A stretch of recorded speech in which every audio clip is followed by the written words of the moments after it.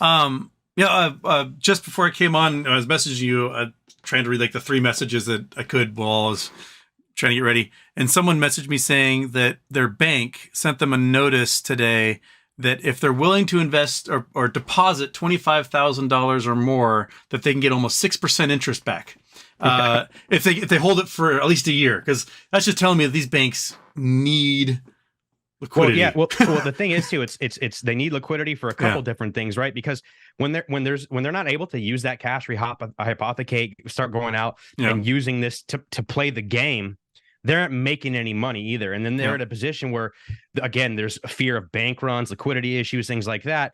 They're not in a position to really loan out the cash either. So they're going to do whatever you can to take that money. And that's the scary part. Is again, I don't really like fear mongering so much, but it's like, hey, if you had $2 million in the bank, which I don't know, I mean, I'm sure there's some apes and shit to do, but and you were to go and withdraw that, some alarms are going off in the bank. You know what I mean? You're going to have the president of the bank walk out, and he's going to be sitting there talking with you, trying to,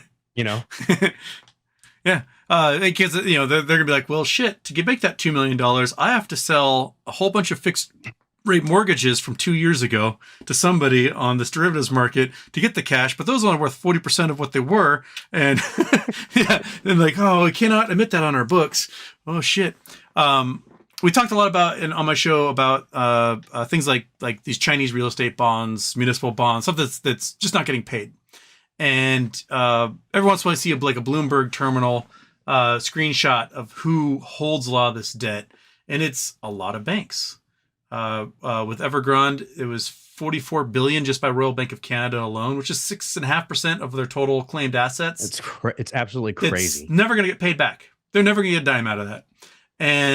But they're not admitting it yet. It's been 2 years, they haven't gotten paid squat, and they're still just holding on their books like, oh, no, it's fine. It's cool. Because if they go, we don't have it, and we're never going to get back, we got to write it off, all of a sudden, they shrink 6.5% in their total assets, and might be a bank run on that's what's going to happen. That's exactly what's going to happen. But see, everybody's trying to protect their own ass right now. You know what I mean? So it's like they're not in any rush to shed light on that situation, because again, that's going to start a big issue. And there's a lot of things that are probably like Evergrande that are across like other channels, other venues and things too, that we're not even aware of yet. And again, it's sad, but part of me understands the game, right? Because it's like I know that, like, obviously greed, mismanagement, fucking the all of it, right, has put us where we're at right now. But at the end of the day, I don't know if I'm in a position where I'm like somebody that wants to see all this collapse and fall over, because I don't think that serves well for any of us, right?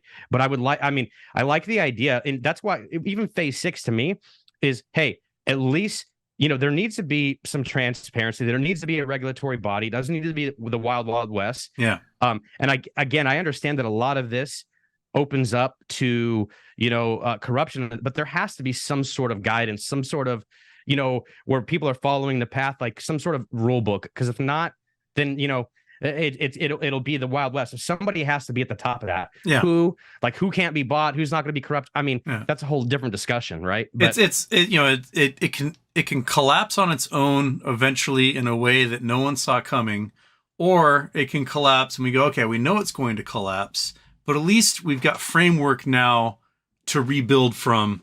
And I think that's really what it is, right? And like, these guys understand, like, if we're figuring it out, like people like you and I and a lot of smart other individuals that are in this community are, piecing these, puzzle pieces together, they know, right? Like, they understand what's happening, right? It's some level, I'm sure there's a level of like survival instincts that are coming in, and maybe there might be some people that think that it's fine. But at the end of the day, I think that they want to protect this, right? Because this is how they make their money too. The last thing they want to see is it go away. So, it's just, it's a lot of, there's a lot of different moving pieces. And that's why I felt bad, because like I tell people this, it's not because I'm looking for the credit, but I feel terrible. I see Bigum sometimes take so much hate on like the phase 6 thing. And I'm like, I feel terrible because like, I'm the one who brought it to the guy. Nobody says shit to me about it. Nobody's like, fuck you, Randall, or anything like that. You know what I mean? So I feel like, man, he's taking the real, I think the fact that we had like 3 major banks collapse in about a 3-week span around the time everyone was like, these banks might collapse. should be some sort of flag of vindication. Oh yeah, on a lot of this. for me, I feel great for him. Yeah. Like I already knew it was going to happen, and that's what I was telling him throughout this whole process. Like, hey, we know what this is. Like, it's telling us, it's like this only makes sense to me one way. Yeah. Right. And so it's like, hey, this is going to put stress on a lot of smaller people. And again, it's from the bottom up, right? Yeah. When these smaller firms start tanking over, they're not able to meet these obligations. They're not able to get collateral. Yeah. That's going to amplify all the shit that we're seeing. Right. Yeah. And when these smaller banks can't get taken care of, we're going to start seeing some shit topple, the opposite way than what I think that they're thinking of. But yeah, I mean, most small businesses bank with local banks because it's easier for them to go to the local bank. Like, hey, you know me, we know each other. I've had this toy store in this community for 30 years. I need a short-term loan to do payroll or whatever. And the local bank goes, cool, let's do it. I saw a lot of that in 2008. So you would have a developer, a local developer looking to build some condos or whatever, and they would go to a local regional bank and they would get a line of credit. It's condo projects and it costs $30 million. They got a $30 million line of credit. And they would, had a card specifically to pay their vendors and their contractors and stuff. And they got, a quarter of the way through the project, went to go swipe the card and it doesn't work anymore. Why? Because the bank just imploded because of all their mortgage-backed securities they had just blew up. And they have no more cash. They just got seized by FDIC and they're done. So now this developer who is planning on another year of construction and another $20 million in a line of credit that he had has nothing. And when the bank it's gone. Yeah. And when the bank gets taken over, if that line of credit doesn't go with it, that line of credit just disappears into the ether.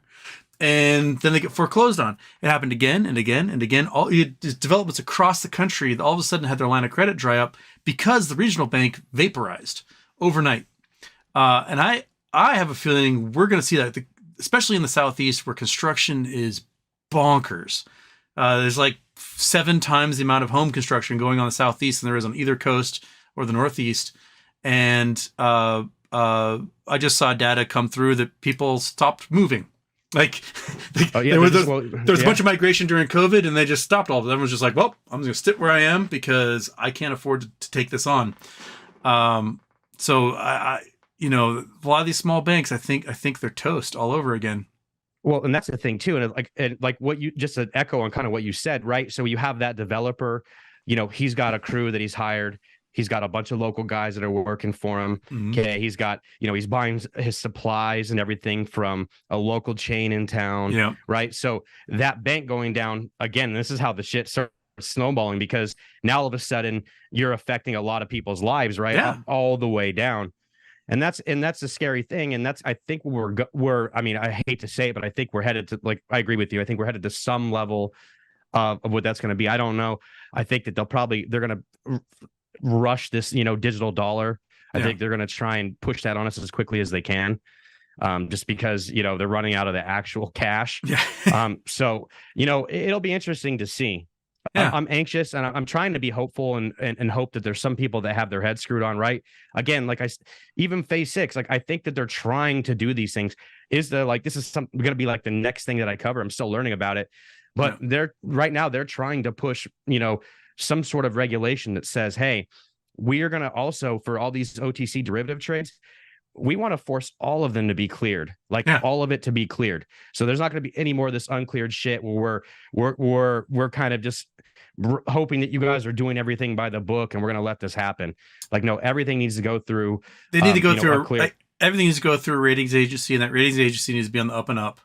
Right, it does. Yeah. And the person that's doing it, and not what we had like in 2008, where they're just rubber stamp, AAA and everything. Yeah, yeah. But there needs to be somebody, and there is, and I think that I really do believe that when this is all set in stone, I really do think that they're going to try and get a hold on this, because if not, then again, I think that the music stops for them too. Yeah, you right? just set the 15-year clock again. And you'll be having it on the next mortgage-backed security equivalent. It's ridiculous. Well, here's the thing too. And so, like with phase 6 too, it presents a lot of like operational challenges and it really does cause like market fragmentation. Okay, so you have like well, number one, you have the sourcing collateral issue, as we discussed earlier. Institutions are going to need to source high quality collateral to meet these new margin requirements. And the smaller firms, I promise, it's going to be challenging for them because they have limited access, or it's a lot more expensive for them. The bigger guys have in-house people that do it. Those smaller guys have to hire probably an agency, a contractor to do it for them. I'm thinking so, right? And like I said, I don't know the inner workings of how that works, but I just know the barrier of entry is a lot harder for smaller firms to participate and get their hands on that type of thing, right? And again, a lot of this, people did not have the infrastructure to be part of this. They did not have something that's calculating like their ANA threshold at every year or every month, what their margin is, what the collateral is looking like, something that is automating that process. Again, everything's done manually. Okay. So all of these things for phase 6, it requires the building like infrastructure. Okay. This, I don't think people understand. It costs millions of dollars to do this, to build the infrastructure, to handle, just to even be able to participate in this. It's a huge investment on your firm. And it takes a lot of time, which is why they gave these guys another year. And like there was, phase 6 had 3 years leading up to it where people had time to prepare.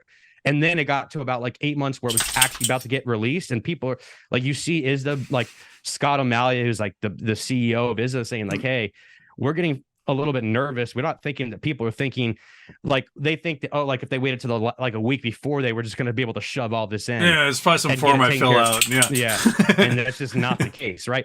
And we're seeing, like, if you go look, and I recommend anybody to do this, like this is a really great source of information, and it's like it's completely obvious, right? But if you go to ISDA.org, they have a post daily, okay, on different things that are going on in the derivative markets. I've gotten, you have no idea how much like good insight I've got from that. It's absolutely crazy. Like you can go on there, you can find a lot of different things. And they bring on too, like they run a podcast called The Swap, and they bring on high level, people that manage the swap products for things like BNP Paribas, right? Goldman Sachs, and people that actually manage those divisions. And granted, like I know that people don't like listening to it. It is boring, but like I've even went and like run space calls where I will like just play like that swap podcast. And like people come in and they're there for like 2 minutes and like, all right, I'm out of this shit. Like it's just not interesting. Right. But it is really important, right? Because these are the guys that are ones that are building all of this, right? So that's like another thing. I just wanted to highlight that, like just putting the technology in place to handle all this is like to track, calculate, and exchange market margin. That whole process is difficult, and the smaller guys, because your assets are doing this, and the whatever short plays you're doing could be bouncing all over the place with volatility. So how do you like make sure that these things stay within their like, I don't know. Well, and so foundations. You're exactly right. And the thing is, it's way more complex because again, we're not talking in most cases, we're not talking about just single ticker equities. These are advanced financial instruments, advanced swaps. And again, all of this is bilateral, meaning that, if it's uncleared, you and I, Houston, we're very free. We have a lot of flexibility in how we want to work this deal out. And again, and if I'm smarter than you, I also can play that game where I'm ready to, I'm fucking you in this, in the documents, in the contract that we're making. You know what I'm saying?